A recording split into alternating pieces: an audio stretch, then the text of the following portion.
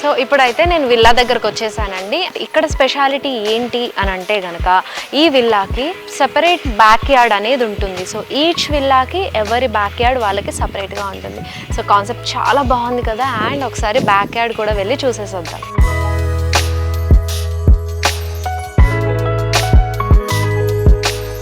నేనైతే బ్యాక్ యార్డ్కి వచ్చేసాను. చూసారా నా చుట్టూ అంతా కూడా మంచిగా గ్రీనరీ తోటి ఎవ్రీ విల్లాకి ఒక సపరేట్ బ్యాక్ యార్డ్ ఇచ్చారండి. అండ్ చాలా మంచి కాన్సెప్ట్. అలాగే ఈ క్లైమేట్ని చక్కగా ఫీల్ అవ్వడానికి ఈ వెదర్ చాలా బాగా హెల్ప్ అవుతుంది. ఎస్పెషల్లీ ఇప్పుడు రెయినీ సీజన్ కాబట్టి ఈ రెయినీ సీజన్లో అలా వర్షం పడుతుంటే అలా మట్టి స్మెల్ వస్తుంటే మనకి అలా చక్కగా బయట ఒక వేడి వేడి కాఫీ తీసుకుని వచ్చి ఒక సిప్ వేస్తుంటే ఈ వెదర్లో ఏమన్నా ఉంటుందండి. ఇప్పుడు మన రాగా విల్లాస్కి 2 బ్యాక్ యార్డ్స్ ఇచ్చారండి. ఇప్పుడు నేను చూపించాను కదా కంప్లీట్ గ్రీనరీ అండ్ కింద గడ్డి వేసేసి గ్రాస్తో ఉంటుంది.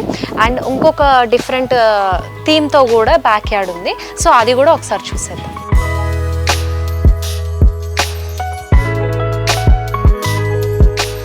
సో చూసారు కదండి, ఇది సెకండ్ థీమ్తో ఉన్న మనకి బ్యాక్ యార్డ్ అనమాట.